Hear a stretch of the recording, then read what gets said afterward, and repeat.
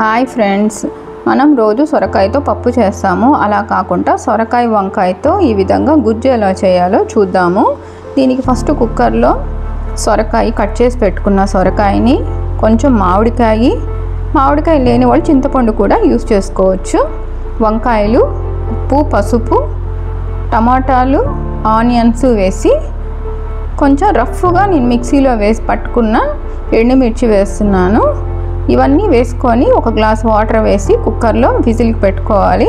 చూడండి, ఇప్పుడు ఈ విధంగా ఉడికిన ఈ సొరకాయ, వంకాయలు, మామిడికాయల్ని ఇలా గంటితో కానీ లేదా పప్పుకర్రతో కానీ బాగా వెనుపుకొని దీనికి మనం పోపు పెట్టుకోవాలి. పోపులోకి ఆవాలు, జీలకర్ర, శనగపప్పు, కొంచెం వెల్లుల్లి, ఆనియను, కరివేపాకు వేసి ఇంగువ కూడా వేసుకొని మనం పోపు పెట్టుకొని ఉడికించుకున్న ఆ సొరకాయ గుజ్జులో వేసుకోవాలి. పోపు ఈ విధంగా గోల్డెన్ బ్రౌన్ రావాలి. ఇప్పుడు వేసుకొని దీన్ని సిమ్లో పెట్టి కొంచెం సేపు ఉడికించుకుంటే మనకి సొరకాయ గుజ్జు రెడీ అయిపోతుంది. ఇది టేస్ట్ చాలా బాగుంటుంది.